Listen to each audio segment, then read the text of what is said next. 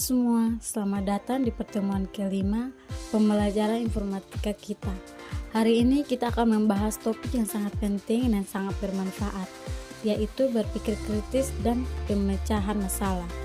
Keterampilan ini sangat dibutuhkan tidak hanya dalam pelajaran informatika saja, tetapi juga dalam kehidupan sehari-hari dan dunia kerja nantinya. Yuk, kita mulai dengan memahami dulu apa arti berpikir kritis dan kenapa kita harus punya kemampuan ini. Pertemuan 5, berpikir kritis dan pemecahan masalah.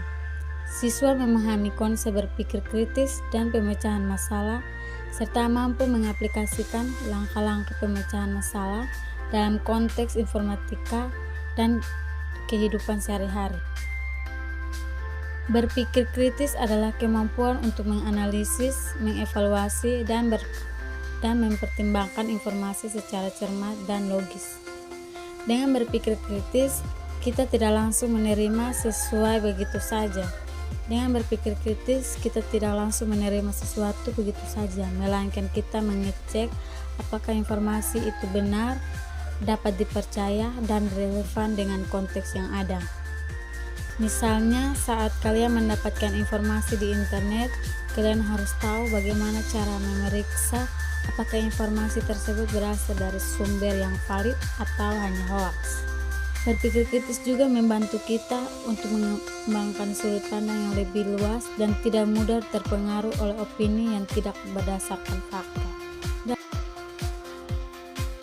Dalam dunia informatika, berpikir kritis sangat penting karena teknologi seringkali menghadirkan masalah yang kompleks dan tidak sederhana. Contohnya, saat kalian membuat sebuah program komputer, kalian harus berpikir logis dan sistematis agar kode yang dibuat dapat berjalan dengan baik.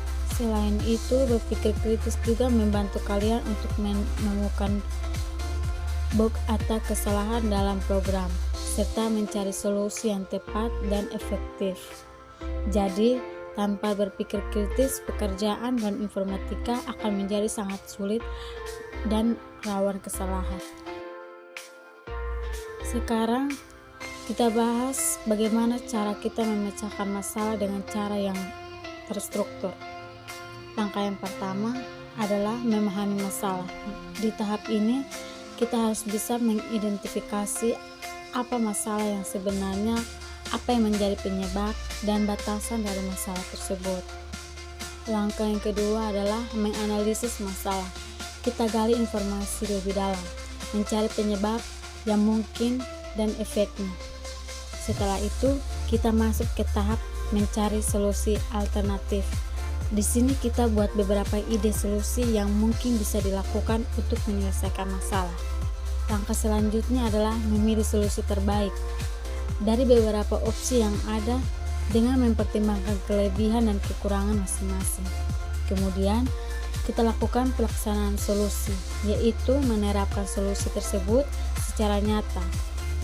Yang terakhir adalah evaluasi hasil untuk memastikan apakah solusi yang diterapkan sudah berhasil mengatasi masalah atau perlu perbaikan lagi. Dengan mengikuti langkah-langkah ini, kita akan lebih terorganisir dalam menyelesaikan masalah dan tidak asal mengambil keputusan.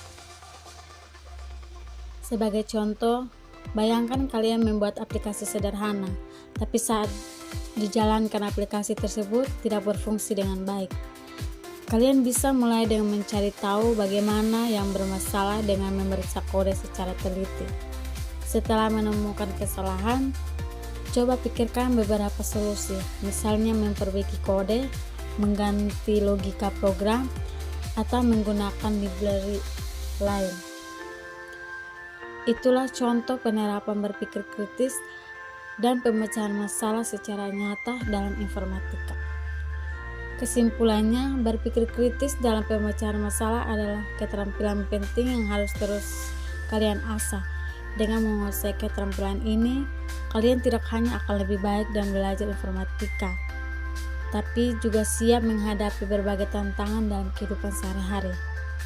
Terus latihan dan jangan takut menghadapi masalah, karena setiap masalah pasti ada solusinya. Sampai bertemu di pertemuan berikutnya.